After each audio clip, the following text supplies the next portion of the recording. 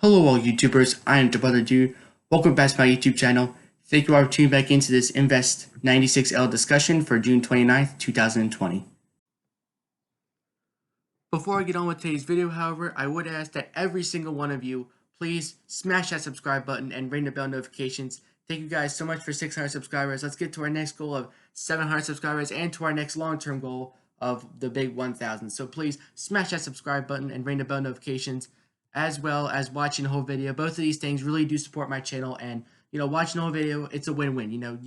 You get the best part of the content, and I get the watch time, which I really do need for my channel. And please also like and share this video. Thank you. Now let's get on with today's video.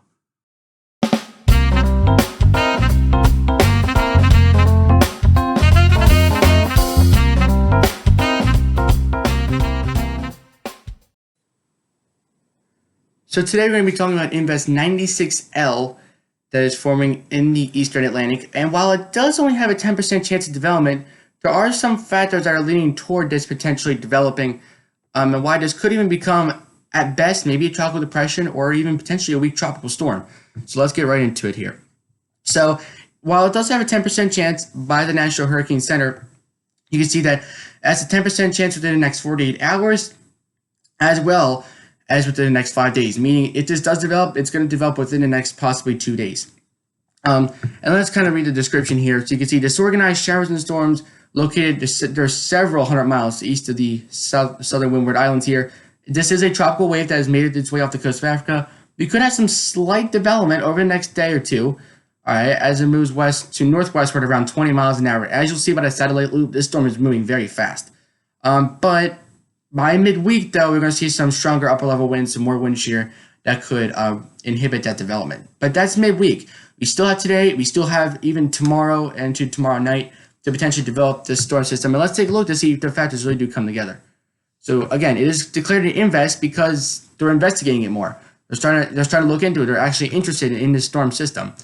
And you can see winds right now are at 30 miles per hour. Pressure is kind of high right now at about 1,012 millibars. Radius of circulation is about 120 nautical miles, and the maximum wind goes at about 90 nautical miles. If we take a look at the sea surface temperature anomalies, if you want the coordinates, are sitting at about 46 degrees west and about 8 degrees north. So those are sort of your coordinates here. So where that storm center is currently located, and you can see it is currently sitting in some above average waters, sitting right about here. All right, almost near the equator, but not quite. The storm center is sitting right about here, so right within those slightly above average waters. But we could see a little cool patch. It could potentially move over. But either way, the waters are still actually getting pretty warm out in the tropical Atlantic. Take a look at the water temperatures right now. At least where the storm is sitting, we got water temperatures 28, 29 degrees Celsius, which is about potentially mid-80s. It could move into some more lower 80s, which is still good for development. But then once it moves into the northern Caribbean, maybe even the western Atlantic, the water temperatures get even warmer again. But by that point, it could be midweek by that point. We could see some more wind shear anyway. But we take a look at the satellite imagery. Look how fast this thing is moving. And you can see I'm not moving. The satellite the loop isn't moving that fast. You can see it's actually moving pretty slow. All right, but the storm is actually moving fast. And you can see we do have a little area of rotation in there, but like I said, we can't have the strongest convection where the storm center is. The strongest convection has to be to the northeast of where the center is, and that really gets that storm more organized. But like I said, it's just a tropical wave right now, but you can see there's your convection. You got your storm center sitting right about here somewhere. If you remember by the coordinates, it was 46 degrees west and about 8 degrees north. So at least according to, obviously the National Hurricane Center update was from 8 o'clock, so it could be moving a little bit farther away by then, but I'd say the storm center is right about here. All right. Let's take a look now at where the low is currently located, at least according to the tropical tidbits here. And looks like about 46.5 degrees west and about 8.5 to 9 degrees north by rough estimate. So it is moving a little bit far north now because we're moving at about 8 degrees north than the last National Hurricane Center update. So it's starting to move a little bit farther north. If we look at the models here, some model track guidance, and you can see the models do agree, the 3 models that are there right now do agree that this will be moving in a more northwest direction. GEFS tracks, again, kind of say the same thing. I would see some major hurricanes take this track too. It could be moving just northeast of the Caribbean here, moving just north of the islands, just north of the Windward Islands and the Leeward Islands as well, moving just north of Haiti and Puerto Rico as well, maybe right over Puerto Rico. GEPS tracks, we don't have too many models from the GEPS working on this right now, but they are getting there. And they do indicate a northwest movement as well. If you look at the intensity guidance, how strong do the models really make the storm? And as you can see, they do actually make it a tropical storm within about 36 hours. All four models do make this a tropical storm about 36 hours out. All right.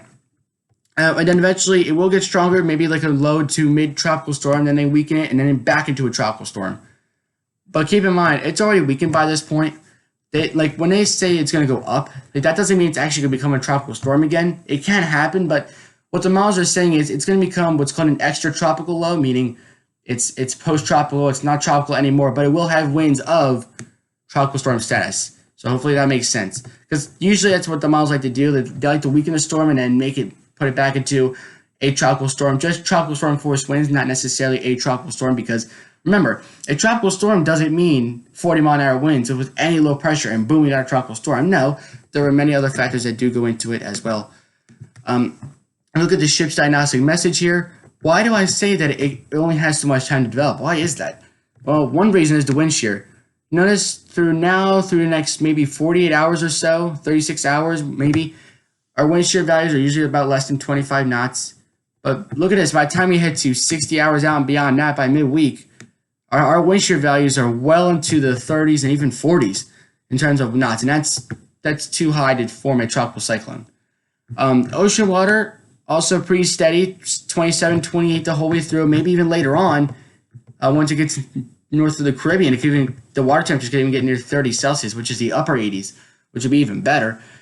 If you look at the storm speed, how fast is this thing moving? Again, it's moving at about 20 miles an hour, but the storm speed will be remaining the same pretty much, holding at about 15, 20 mile an hour movement, and then potentially going even slower by the time we head over next week. In terms of our heat content, though, we do have some oceanic heat content. As you can see, not too high, but we do have some 30s into 40s in terms of heat content numbers, which isn't completely horrible. We couldn't even get to 71, but by then we already have too much wind shear. The wind shear is going to be too high by the time we have that real oceanic heat. According to the CMC model here and some of the tropical cyclone genesis, this does have a 10 to 20% chance of development. As you can see that by that little patch of dark green there. If we look at our next map here, the tropical intensity index, the storm is located down here because I can't shift regions with this map. So you can see there is little areas of oranges and red down there indicating they do have potentially some favorable to even highly favorable conditions for development, for tropical cyclone development. If we look at the dry air currently, luckily as of right now there's no dry air, but look just ahead of it, right before the Windward Islands, we do see some dry air. It's not completely horrible, but we did have that dust plume that's been moving to the southeast United States. It's really been moving up the eastern seaboard here. But notice we already have our next massive plume of dust that's moving off of Africa. So that should keep tropical development down for a while. It's going to keep all the tropical development pretty much, right on the equator, maybe even south of the equator. So it's going to push all that tropical development well far to the south. Oceanic heat content for today. As you can see where that storm is sitting currently, MS96L, we do have some areas of more moderate tropical cyclonic heat. So maybe more about 75 to 100, and even over 110, according to the Oceanic Hurricane Center, the OHC here. And look at the Northern Caribbean, we have some higher oceanic heat content there as well. But as for where MS96L is, we do have some medium to high oceanic heat content currently. But take a look at the wind shear. All right, so the storm is currently sitting, I'd say, right about here in this region, 45 to 46 degrees west. So it's sitting right about here, actually. And where it's sitting, there's really not much shear at all right now, but look what lies ahead of it. Yep, there's your wind shear coming in by the time it hits those islands. So that's why I say that the storm does not have much time to develop here. GFS model, and by the way, if you guys want to go check it out, new model is released called a GFS Parallel. I know they did have another model. I don't quite remember the name.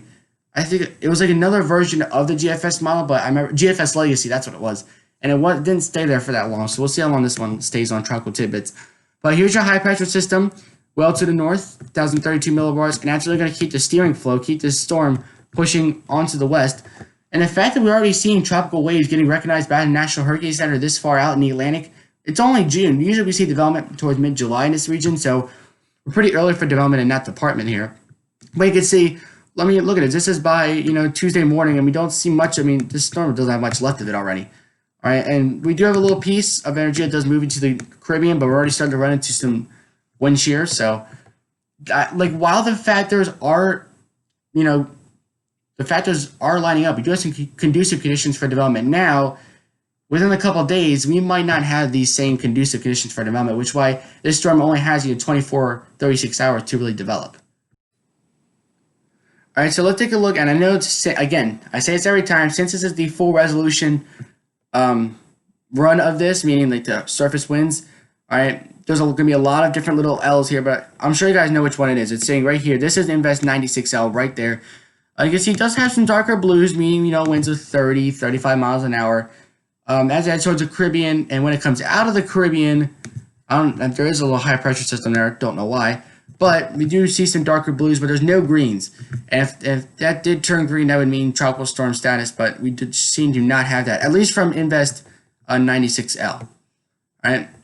If you look at the cyclone vorticity signature, all right, we have that energy, and you can see, I mean, here's 96L. Not too much could really come of this, even though it does have a 10-20% chance of development. Me personally, I give it a 25% chance of potentially developing into a tropical depression or tropical storm.